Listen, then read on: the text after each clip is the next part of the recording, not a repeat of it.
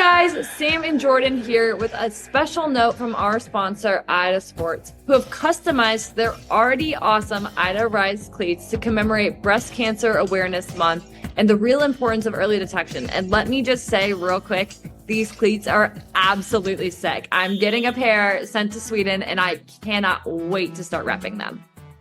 I couldn't have said it better myself. The boots are absolutely sick. You know, as female athletes, we're used to taking care of our bodies and thinking about what will optimize them for a sport.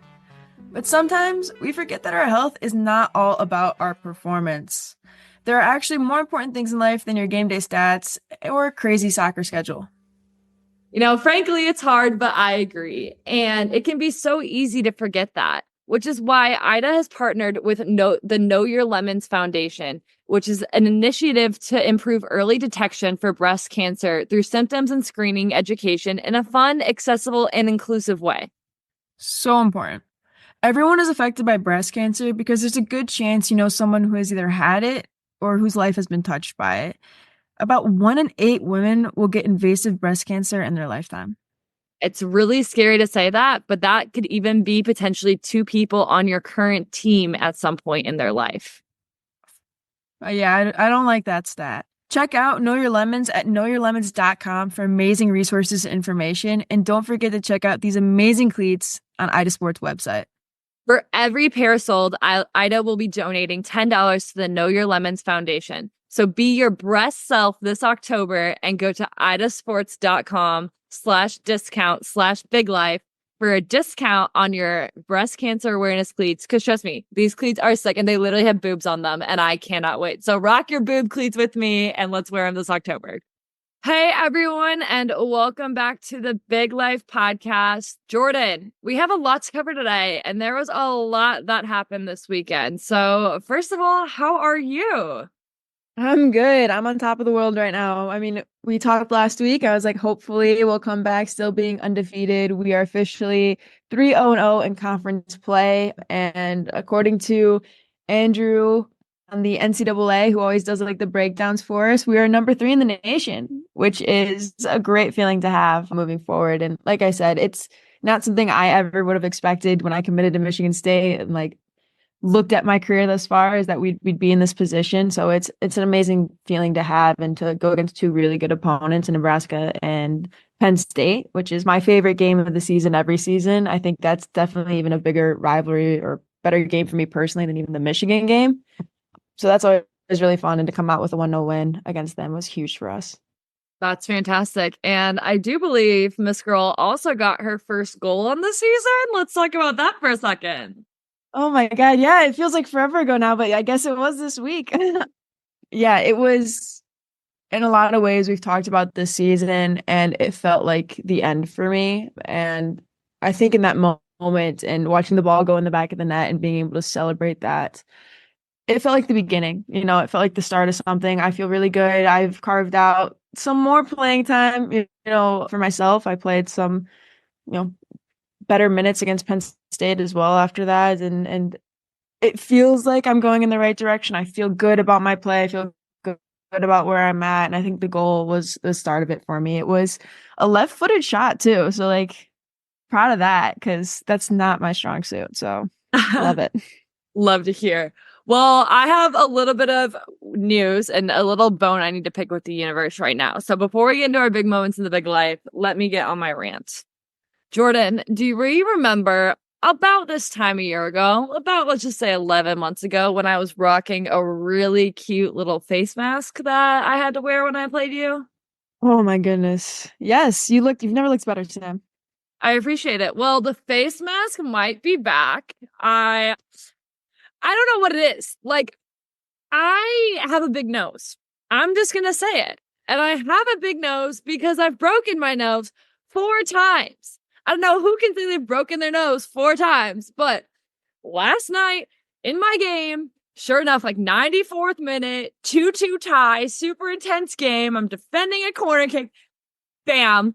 There goes the nose. So it's like I'm a little zoomed out and I got a lot of makeup and a lot of other stuff going on to cover it. But homegirl is some black and blue and swollen again. And now we're on hit number 5. So I swear, just once a year now, my nose is gonna go out. Which of all things, I guess is like my nose, and I can't be too mad, but I'll have to like insert a picture of what my nose looked like after last night's game because she looked crooked. And I thought I finally had a straight nose again. And apparently the universe just couldn't let that happen for more than a year. So she's back to being crooked. Are you gonna get it like rebroken and put in place? I don't know. There's doctors and stuff we got to deal with that to actually see. And I wouldn't do anything till at the end of the season anyway. But yeah, so I can't breathe out of my right side. And it's like funny because like I've kind of been like bullied on the team for it. And like before girls even knew, my roommate, we have the same roommate like every away trip. And her and I are close. But the first night she ever spent with me, she was like, Sam, I have a weird question. Like, do you have a deviated septum or anything? And I was like, no, why? And she's like, you breathe really heavy out of your nose. She's like, I can hear it when you sleep. I'm like, Maya, I've broken my nose 4 times. Like, I really don't want to hear it from you.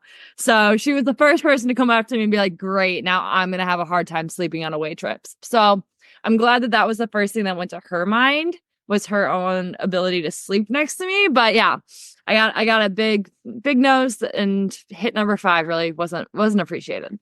Do you snore? I don't like snore, but like you can hear me breathing. Like I'm definitely a little bit of a mouth breather to compensate from the lack of air that's able to get up there. I mean, this is not gonna help that. This is not gonna help that by any means.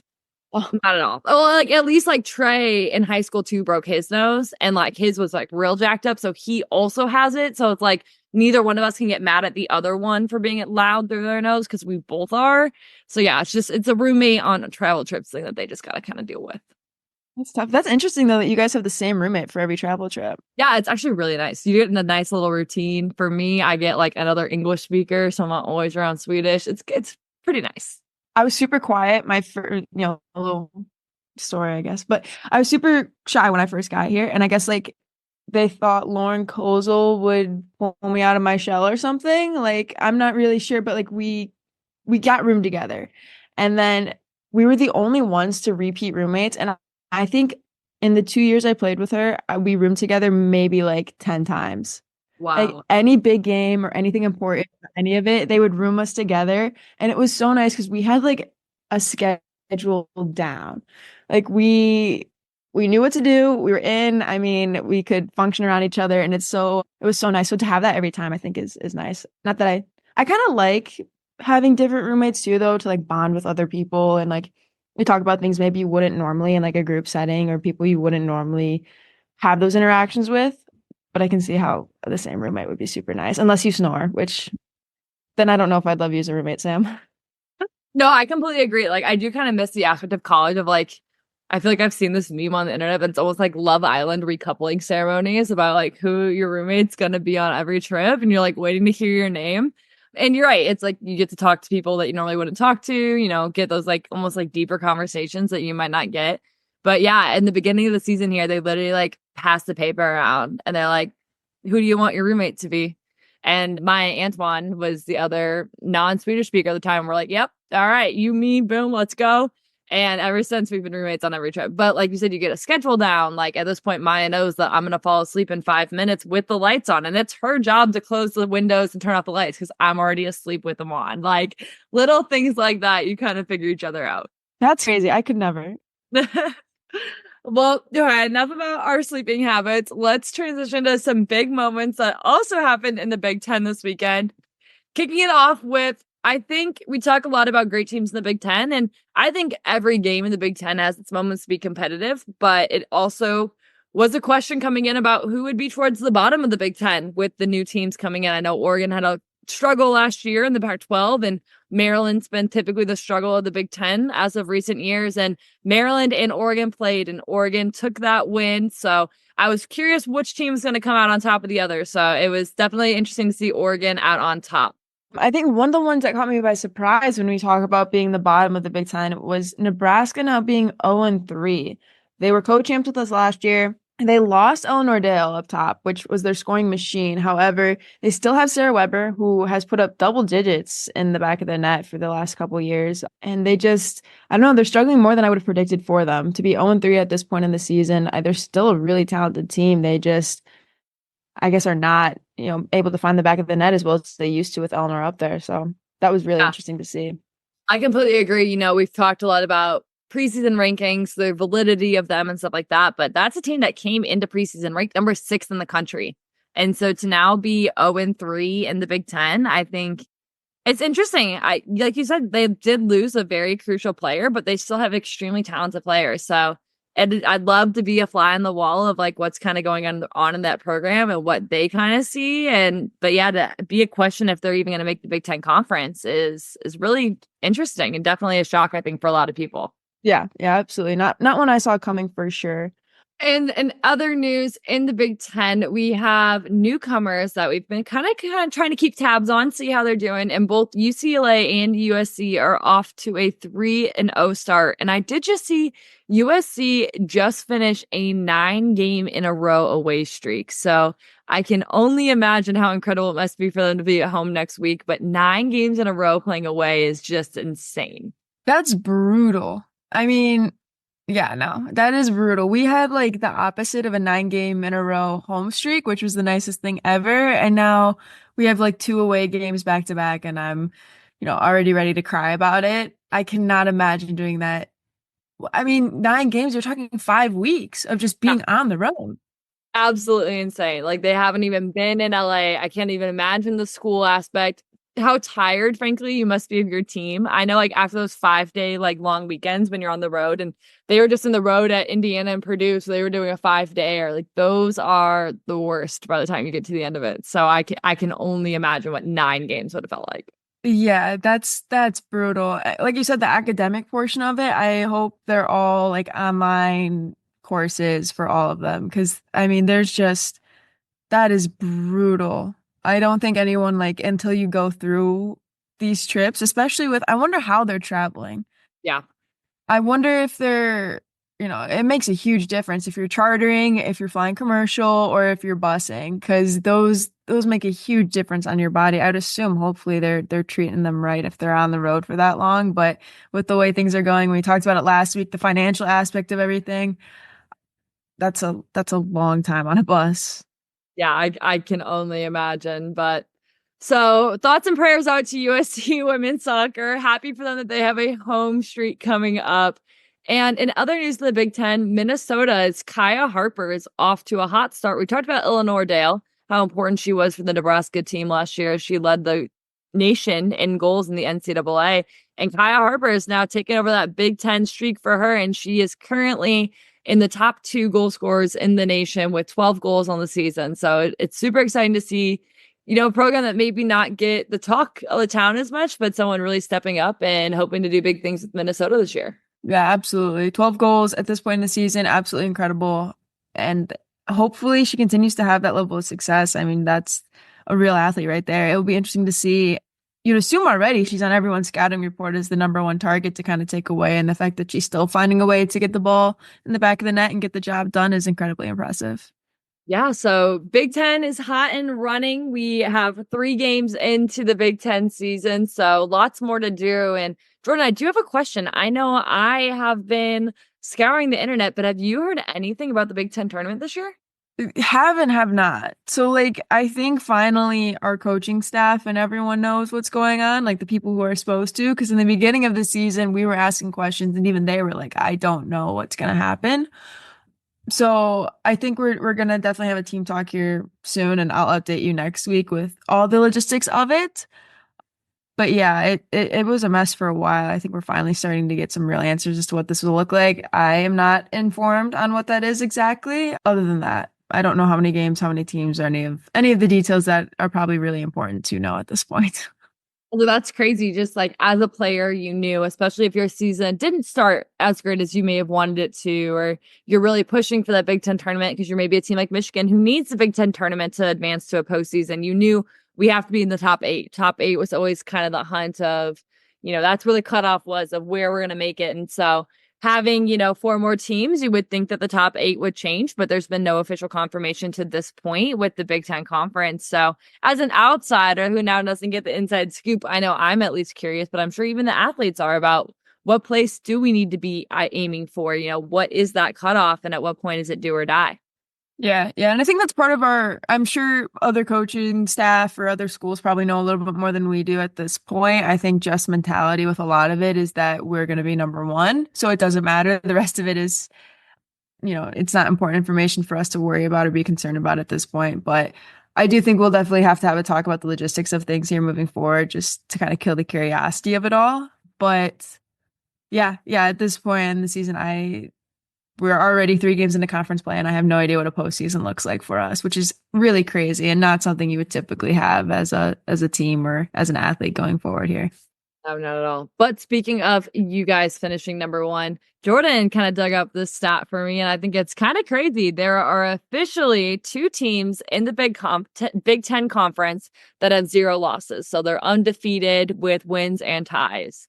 Those 2 teams are Michigan State and the Iowa Hawkeyes. So I'm glad my Hawkeyes are still representing. I'm still always cheering them on, of course, but I think it's a little podcast swag. We joke about the podcast curse, but clearly the 2 of us are doing something right. Absolutely. I mean, we're 8-0-2. Iowa's 7-0-3. Both of us going undefeated at this point in the season. I blame the podcast for this, right? Without the podcast, I'm sure that wouldn't have happened. It has nothing to do with our talent or the players or any of that. It's simply the podcast that got us where we are. 100%. I'm glad the good mojos are still going.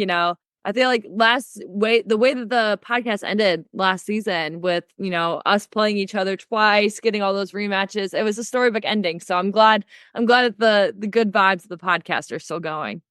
Oh yeah, absolutely. And we both got a win out of it. So I'll take our split, not salty at all. And we both got a Big Ten championship in different ways. So it couldn't have ended better last season.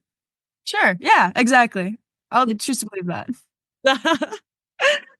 All right. And transitioning into a bigger subject today, I think Jordyn and I are going to address a topic that can affect a soccer player at any level. And I know I've been at least asked about by players at all ages and all levels. And that's the conversation of burnout. There's certain parts of a season. I was actually thinking about this earlier today. Jordyn, you made a analogy a couple weeks ago about how sometimes sports are like drugs and you're on that low or you're on that high. And I think that there's a place for both of them and there's different ways to kind of go through it. And I think Jordyn and I are kind of in 2 different spots right now in terms of that. So Jordyn, talk to me about you and your stance with burnout right now and how you are at the moment currently doing. Yeah, yeah. So we've had plenty of conversations about my career, my injury, the comeback, all of it. For anyone who hasn't listened to those episodes, I tore my PCL back in beginning of spring, so back in March, and I had lots of setbacks, lots of issues with it, and basically I sat 4 games in our preseason this season for injury purposes, maintaining eligibility for a possible redshirt, etc. Yeah, so now I'm finally at a point where I'm starting to carve out a little bit more playing time for myself and kind of get back into the flow of things. At this point in the season, it feels like really I'm just starting. I've missed 4 games where I just didn't compete at all. So everyone who's 10 games in, I'm only 6 games in. And even out of those 6 games, really, I'm only feels like I played maybe 3 or 4 of those games. And 2 were kind of limited minutes or against teams that I wasn't really doing much. So body wise and physicality wise, I'm just getting started. I feel pretty fresh, pretty good, probably the best I have since the injury, where you have a lot of players on our team who are the opposite, who've been playing some super significant minutes, getting knocks, everything like that, which I've been on both sides of it. So right now for me, it feels like I'm just starting. I'm just getting into it. I'm just getting a little bit of the high again from being able to play. I just scored. I'm on top of the world, and it really does feel like the start for me. And it feels like a high. I feel like I was at the lowest of lows here just 2 weeks ago, crying on the podcast, about the devastation of my career and kind of mourning the death of something that was still happening. And now I get the kind of resurrection of it. So for me and my mentality and my physicality with the way my season has gone, I feel in a really, really good spot. However, I do have plenty of teammates that I've been able to talk to that I think can relate more closely to you, Sam, if you want to go into where you're at with it. Yeah, I'm in an interesting spot. And I think so much of my year has been defined in the unknown of I'm frankly doing something you've never done before. And I know for me, when I like went into my freshman year of college, I was like, this is the hardest thing I've ever done.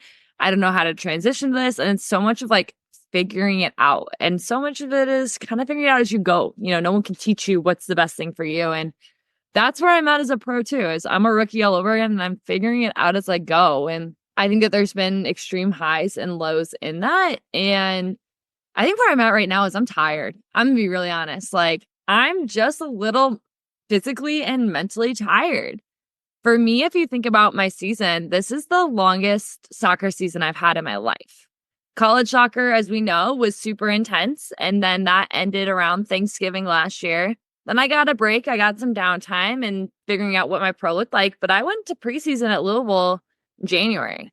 I think we kicked off, I want to say like January 17th, just to throw out a random date out there. And obviously I was in there for a little bit and then I moved to Sweden. And I don't even, I think between me moving from Louisville and me moving to Sweden, I had 2 days off in that process. And then I was practicing in Sweden. So it's not like that was a transition where I got any time off or anything. And then we played until July. And what would be our summer break was 2 weeks long. And so like, it was a great 2 weeks. I literally toured Europe and I can't complain about that at all, but it's not like that was a significant break. And then we went right back into preseason mode to then go right back into game mode. And I'm now at week 20 of a pro season we just completed. And I've played 28 pro games, which is about the length of a college season, just spread out over such a longer period of time. And I think because of that, I'm just a bit mentally and physically tired. I've been blessed. I mean, I can't complain about anything when it comes to my playtime. And part of me almost feels guilty having this conversation because I'm so lucky that I've played 100% of my pro career so far. Like, that is a fact that I cannot be more thankful of. I'm not going to lie. When I got my nose bump yesterday, I was kind of scared I was going to get subbed off. I'm like, this cannot be the reason I ruined my Iron Woman season. It's my nose. I'm so grateful. And I've learned and I've developed and I'm getting better. And I kick a ball for a living. Like, it's incredible. It's everything I've ever dreamed of, but it's also tiring. So yeah, I just kind of I'm in a limbo. And I think the other thing I'm kind of struggling with is like, we just hit on Big Ten, you finish top 8, you go to the Big Ten tournament, you have something to compete for, you have something to play for, you're going to postseason, you have that thing that you're kind of chasing. And the interesting thing I think about the situation as a pro is the way that our league set up is I don't really know what we're chasing right now. We're chasing to get better. Personally, I have goals I'm chasing, but the top 3 teams in our league make Champions League. And at this point, with 6 games left, we're not going to catch the top 3. It's a fact. It's, great and we're growing, but we're not going to catch the top 3. But we're sitting in 5th. And so we're also not going to get relegated, which is a great thing to know. So it's not like we're fighting for our lives, but we're also not fighting to be at the top. And so like, we're kind of just fighting to be the best mid-table team we can, which is great, but it's nothing tangible. And I think that's also kind of like where it's hard to be like, this game is life or death, or this game is whatever. Cause like, frankly, it's not. And so I don't know. It's just a hard thing to channel. And so I think it's a great opportunity for me to focus on personal goals. But because of that, it makes waking up and going to practice tomorrow morning a little bit harder, if that makes any sense. No, absolutely. And that's a really interesting take on it because there is always something in college that you are theoretically like chasing. And if you're not chasing something, then usually, the lineups or the way you go about these games are very, very different because the coaching staff has something they want to accomplish, or you have personal goals. There's something. There's always something. But as a pro, I assume they go about everything the same exact way because, that's your career. It's now your job to do these things. It's not like it is set up currently in college where you are there as a student athlete and competing and doing all these things. And when it's your life, I assume it's a lot different too. Because for us, like if soccer's on the back burner or something, like you still have our academics. You still have this huge thing that consumes much, if not all, of your free time that you still have to, this other thing that you're chasing in addition to the athletic portion of it. But when you live, eat, breathe, and are a pro soccer player, I imagine that has something to do with the burnout as well, because this is your whole life now. Yeah, no, it's hard and it's all encompassing. And, it's also like little decisions you have to make that, frankly, I'm sure I've made the wrong ones a couple of times and I'm just trying to figure it out. I was the kind of player in college that anytime we had extra training options or anytime I could grab my coach to do extra reps for something, I always wanted to do it. And a lot of that's because I know where I'm at mentally and I know how I play my best is when I'm confident. So if it's hitting a couple balls the day before games, that way I know I can hit that certain pass or that certain ball in the game. That like tends to be what makes me feel better. Or potentially after a bad game, I need to get that bad game out of my system. So I'm just going to touch a ball as much as I can to kind of convince myself I know how to touch a ball again. The little things like that. And to be completely frank, I was not happy with my game last weekend. And so that kind of is weird because in college, you don't have enough time to dwell on that. You don't have enough time to think about that because if it's Thursday and you have a bad game, well, guess what? Friday's recovery because Saturday's prep for Sunday's game. I had what I considered a bad game on Saturday of last week, and I did not play again until Monday of this week. So I had 9 games to have that bad game in my mind. And that's something I frankly never have dealt with.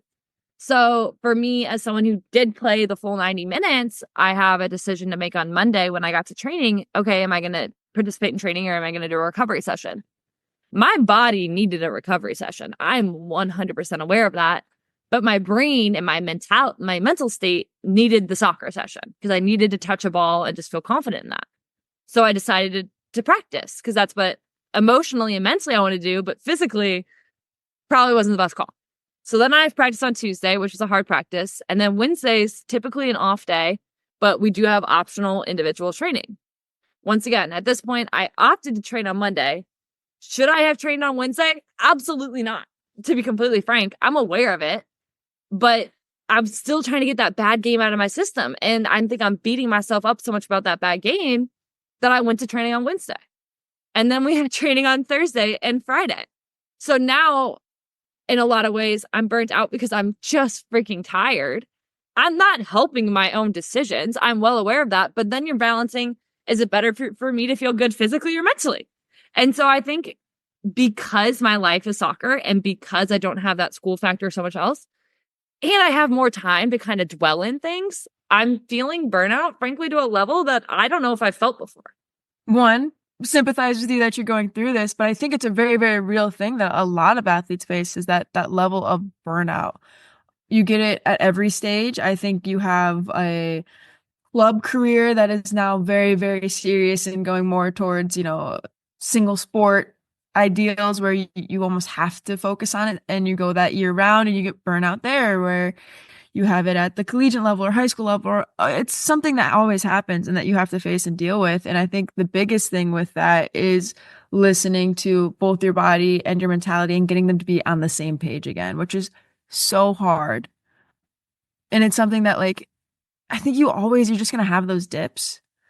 And it's being able to manage them and kind of the other way. I wish I had a cure or something that we could just go and do. And I think it's something that burnout for me, and maybe for you too, it sounds like it happens when things aren't going well. It's something really easy to manage when you're playing well, your team is doing well, and, life is going good. You're physically maybe exhausted and tired, but mentally you're so bought in and you're on this high of soccer because we're all soccer addicts here. You're on this high of it that it's easy to manage that. But when things are on the low and they're not going well, then you have the mental aspect of it and the physical aspect, and you really get to buy in and almost snowball through this process. So appreciate you opening up about it because I think it's something super, super real that everyone kind of goes through, and being able to kind of manage it is something that I wish there was just an easy cure for. But I think the biggest thing is just time and being able to get yourself up on that high again and ride it out till you're gone. Yeah, absolutely. It's interesting. I was told something pretty early into my college career, and I think it's something that's lived with me that I think is really real for any athlete. And that's you never can get too high and you never can get too low. A game is always going to be a little bit better or a little bit worse than you thought. It's kind of just finding that average. And in the sport that we play, unfortunately, there's going to be highs, which are incredible, and there's going to be those lows. And it's how do you stay even through that all? You can't get too high and you can't get too low. And I think that is 100% true. I also think it is the definition of easier said than done is how do you not snowball And I think the reason it's hard is because it's different for every person. You know, Jordyn and I can sit here. It's something as both of us has faced the highs and the lows. Frankly, this year, both of us have faced the highs and the lows on so many regards. And, you know, Jordyn and I can list what works for us, but what works for everyone's a little bit different. And it's really interesting to see how different people respond to certain things. So when you are in your lows, Jordyn, you know, what is some things that kind of got you out of it? Yeah, I actually, I mean, I don't know if this is the best thing to do at all, but I was on such a low, right? I mean, I sat here, I felt like my career was over. I was down and out. I mean, I was low. And I really was struggling with trying to find that middle ground. And I think at a certain point, it became a state of apathy where it wasn't middle ground of this emotion. It was no emotion. I was checked out because I was trying to manage it because I couldn't feel that sad anymore about my career and about these situations that were happening. And I think it got to the point where now I got a little taste of good that I'm almost ignoring the rest of it. Like there's conversations I want to have with my coaching staff, but I know that if they don't tell me the right thing right now, I'm going to go back down to that low part. I can't hear it. I can't hear anything bad. I have to like put my earmuffs on and just kind of ride this wave. You know, this little taste of hope that I have for my career this far and that this week has given me. You know, I haven't gone back and watched any film or looked at the games or done any of that. We've done team sessions, which is very different than going back and like watching me play because I felt good about it. I felt good about what I did. I felt good about where I'm at. I have my own ideas going on, whether they're right or wrong. I feel like I have to ride it out.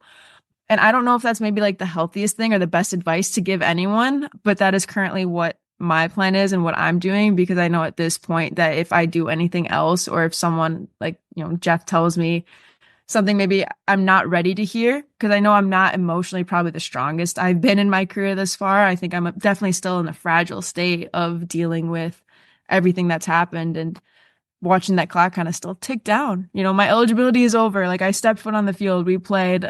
Once that last whistle blows, like I'm done being a collegiate athlete. You know, with all that happening, I think I'm not as strong as I should be in order to go in and have those conversations to be able to watch that film and really dissect my gameplay on that level where I can be critical of myself. So I'm just kind of trying to ride out the high right now, which is, like I said, I don't know if this is healthy or the best thing to do, but this is my current plan. So we'll keep you updated on whether or not this works. But See, I'm going to fight you on the concept of I don't know if this is healthy because I think that's extremely healthy to know what you need and what you emotionally need right now. And I think that's one thing I'm struggling with is I think I need one thing and I like also physically need one thing. And it's hard, like you said, like you're not watching film. Honestly, I thought I had a really good game last night. I remember feeling confident. I got my first ever pro assist. I was like on a high. And then I watched the game and it brought me back down. And I'm like, why did I do this? And so I think like one thing, you're making an executive decision to almost what we talked about a little bit ago and put your blinders on and focus on you and not overthink it. And I think that's one thing with all of this new free time I have, I'm struggling with because I have the time. So of course I woke up this morning and watched film and then immediately I like didn't feel as good. And I'm like, oh, okay, let's get humbled really quick. And so I think for me, burnout is really interesting because my life is soccer. And I mean, obviously with so many people, their life is soccer, whether they are a student athlete or not. We all know where our brains tend to skew in a lot of regards and different things like that. And so I'm trying to figure out how to navigate it. I think the last time I felt this burnt out was after my freshman year, like I said, and that was after we finished season my freshman year. I don't think I worked out or looked at a ball for a month. And that's just what I needed. I remember just having to drag myself to the gym in off season to get a workout in just because I wasn't feeling it and I didn't want to be there. And so that's a state I don't think I'm in right now because I still am driven. I still do have personal goals, but also I need to be better at not making soccer my life. And I think that's one thing I'm struggling with. And I think something that always helps my burnout is a bit of a distraction and to realize that, like, guess what? Yes, soccer is my life, but it's also not. So for me, like I said, this weekend, we had an off day on Saturday and I looked at Trey and I said, you're going to plan a date And this entire day, you're planning. I'm not doing anything. I'm waking up. I'm looking cute. That's my job. But we're not allowed to speak about soccer. I will not be on social media. We will not talk about soccer. We will not have a conversation. I don't care if it's about my soccer, any soccer. It's not happening. My mom called me to check in like she always does. And she's like, oh, did you see someone score? I was like, nope. It's like, we're not talking about soccer today, Mom. I just can't do it. And she was great. She respected that. She loved that. And I think like I have to have the people in my life around me keeping me accountable right now for not making soccer my life, because it's really easy to slip into it on any level, whether that be me thinking about my soccer, me scrolling on Twitter and checking scores, me doing whatever. Like, I feel like I'm really bad at making soccer my life. And because of that, it makes burnout feel so much more worse, because then that's all you're supposed to do. If I don't have soccer to think about, then I'm just going to sit on my couch in silence.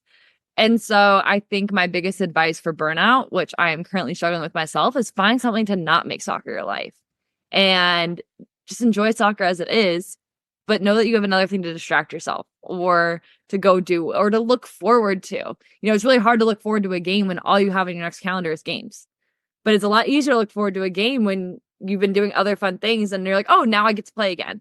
And so I think it's finding that spice or that drug or that fix somewhere else. And if anyone has suggestions on a hobby that Sam Carey can pick up, I desperately need it. I think that's really interesting because I know I've definitely experienced burnout as a student athlete, but usually the thing that crash and burns is the student part of that. So like you have like, you know, this, you said like this balance of things almost. And when you experience burnout, usually people prioritize the athletic portion of it, but you're not able to fully be engulfed in it the way you would be as a pro because you still have to do the student aspect of things. And when you experience it, the thing, like I said, that crash and burns is the student aspect where you can still kind of like salvage your athlete and use that as the escape from what you blame the burnout on, which is the student part, which in a way I think makes you love the game even more because it becomes this sort of escape from your academics or from everything else that you experience that burnout with. So yeah, it's something that's really interesting. And obviously like I've never had to deal with it. I've actually never been a single sport athlete until I got to college. So even in that aspect growing up, like I always had basketball or track or something of that nature to distract me. I know some people that like will go and play intramural basketball at IM or do different things like that if they want to get a break from it or escape while still, like you said, I've only ever known to be an athlete. It's all of my escape, all of my coping mechanisms, but to still take that athletic portion and put it into a different sport, I think could be something that's super helpful to people. I know it's definitely helped me. Like anytime we go through it, grab a group of us and we go play some basketball at the IM facilities or do things like that. You find a way to like make it fun again, or people will play pickup soccer where it is like the most unserious thing in the world and you're just messing around and you get to fall in love with just the game again. No, there's no film involved. There's no tactics involved. There's nothing technical about it. It is just you doing the sport, having fun, goofing around, and being able to fall in love with it again without it being so serious. Because I think that's the big part about burnout is like things become so serious and become, you know, you forget why you did it in the first place. That little kid who like had no idea what was going on and just like liked running around and having a good time and kicking a soccer ball. So being able to find that aspect of it again, I think is something that, you know, is really important, whether it's in practice or it's something you do pick up outside of it or, you know, a random training session where it is just like the most random stuff, only fun things you want to do, like learn a new juggling trick or whatever it is, and being able to fall in love with the game again in a very unserious manner. Yeah, no, I think you hit the nail on the head. And I'm even thinking like, I'm sure there was times in my youth career where I felt this too, right? Where you have all those weekends, you're missing all of the high school life that you miss because of what, you know, traveling, whatever it is. But like, I always had my friends in high school that I could call up and have a sleepover on a Friday night. And I'm thinking about it now, frankly, I'm just coming to this realization. My high school life, get into that a whole nother day, my friends weren't soccer players. So I would be able to have those sleepovers, have those hangouts, and never speak a word about soccer because they couldn't have given less of a crap, to be fair. You know, they were in my Girl Scout troop. They were people I met at school, like all these things. I think one reason I frankly am struggling now, because as much as I can be like, oh yeah, I have friends here I can go hang out with, I go hang out with my teammate, and I think it would be dead silence if we weren't talking about soccer or talking about the game or talking about what that one person said at training that one time. Like, let's all be real. We all have those moments too. You know, it's like, I think I can't escape soccer because when I want to go break, I go hang out with a soccer player. And that doesn't really work well for like, hey, let's talk about something other than soccer. That never is realistic to ever have a conversation that's not about soccer with someone on your team, I feel like. And so at least it always somehow goes back to soccer. You can have it for like 20 minutes and then you're talking about soccer again. And so I think one thing is like, you don't have that person. And honestly, Trey was that for me in college, dating someone who was not a college athlete, who was not, a part of it. That was my escape. And, in like high school, it may even been like hanging out with my mom.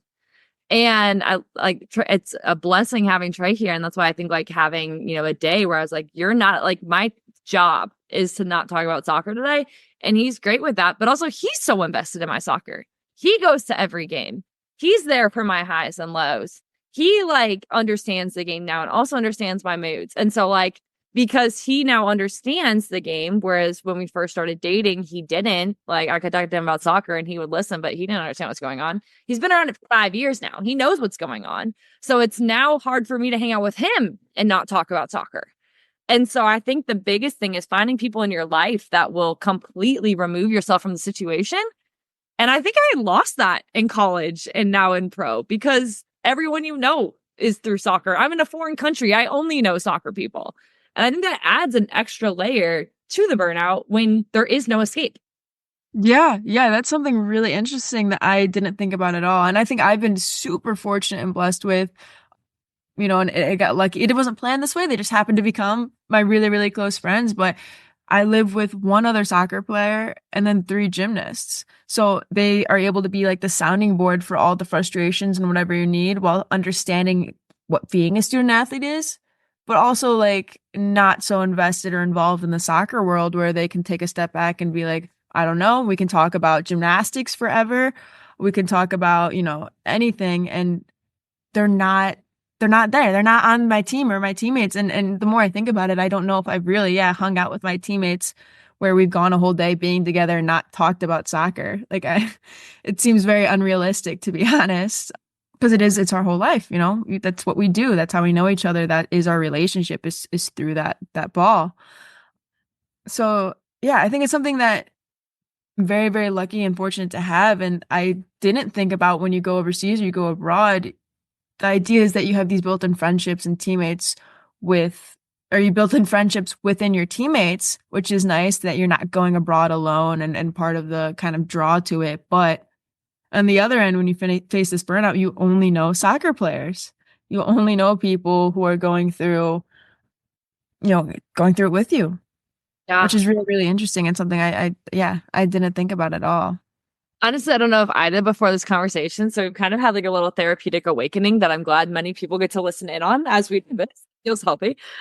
And I mean, I think that just goes to say, like, I think burnout is something that all athletes at all level will face at some point or another. 100%. Frankly, I think it is healthy in some regards because it shows how much you care and it shows the effort you put in. And it also shows maybe it's time to pull back a bit in different regards. I think it's just a natural evolution of sports. And clearly, Jordyn and I do not have all the burnout answers. And I think one of the reasons why we can't is it is so individualized to every person. When some people are burned out, they need to dig deeper. Other people need to pull back. Some people need distractions. It is just something you have to face and you kind of have to figure out what works best for you on this individual level. But I think Jordyn and I could both say the biggest advice is find a way to find the fun and reconnect with that little girl that fell in love with the game, and B, find a way to have a community or have something outside of it. What is it that you have to do or people that you get to see or the little things that you can look forward to that have absolutely nothing to do with your sport? Because I know Jordyn and I both know that our worth and who we are definitely not tied to our sport. But when you're in those burnout cycles, it's really, really easy to start feeling like that. So how do you break the cycle and just find something completely untied to your sport that you get to do? And finally, Sam Carey needs a really new hobby, apparently. So if anyone got any ideas, that's a desperate need. Because I don't think I'm a knitter or anything like that. So I'm going to need a different thing. Yeah.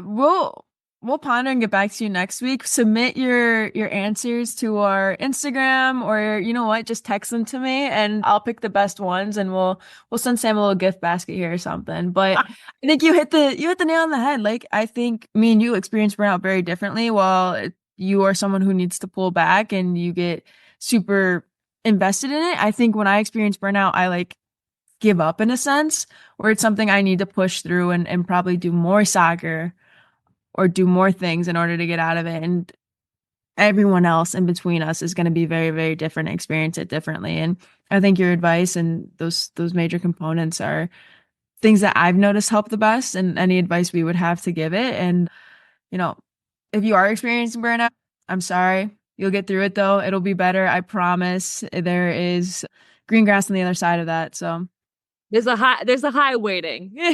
there's a high waiting. Yeah, that's I don't even I think it just combined. I don't even know what. I love it. I love it. It's all right.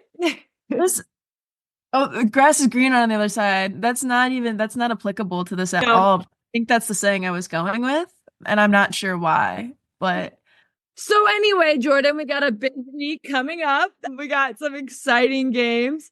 Jordyn, you have a big one with a pretty big rival, but also with you. Let's preview your game coming up this week. yes. So we play the Ohio State University. I'm so excited. This is being able to go to Ohio State. It was something I was really looking forward to, and we scouted it out from the moment I committed that this was going to be my senior year. I was going to be away at Ohio State. And it's something that I think I had circled on my calendar for a long time, especially this season. I didn't tell any of my friends that we were going and we were playing there because I think I felt like a large part of embarrassment for the buildup in my career, being ready to play. I was supposed to be this all-star year for me. And then I had no idea. I really didn't think I was going to be playing at all. So I finally told my friends they're coming to the games. A lot of them go to Ohio State because I'm from Ohio. So I'm really, really excited about that, and excited that they get to come and kind of celebrate this last year with me and be a part of it. And, obviously my whole family is going to be there as well. This is definitely a big one for me personally, but from a soccer aspect, they're doing really well. It's going to be a big game for us as a team to be able to come out, and hopefully with this win. Last time we were at Ohio State, it was for the Big Ten conference champ for, what was that, 2022 season? So fond memories on that field. So really, really, really looking forward to that this week. And then the other big game we have is the Minnesota and Wisconsin with the trip out west. Absolutely. I said I was going to highlight a Big Ten game that I thought was interesting since I have a little less investment. And for me, I think it's going to be very interesting to see for the first time in Big Ten Conference, we have the two Midwest teams heading out to the West Coast. So USC finally gets that home game, and both Wisconsin and Minnesota are headed out to play UCLA and USC. So it's going to be interesting to see how the Midwest goes out. Both USC and UCLA came and they did the double weekend with Purdue and Indiana, where both teams played those, and they both left 2-0 from those games. So how does the Midwest travel out to the West Coast? I think will be a big question that we'll get some answers to this week, as well as Minnesota and Wisconsin have had a strong start. Maybe not the start that Wisconsin would have dreamed of, comparing that they were in the conference championship for the Big Ten tournament last year, but they've had some good momentum as they roll into this Big Ten season. And same with Minnesota and their leading goal scorers we already touched on. So I think that those will be two fun games to highlight and see how the Midwest travels out west for us. Absolutely. And then on Sunday, we have our Rutgers game, which is one of the other four teams that are 3-0-0. So hopefully we'll both be 4-0-0 going into that game. So that should be a big one as well. So we're really looking forward to that.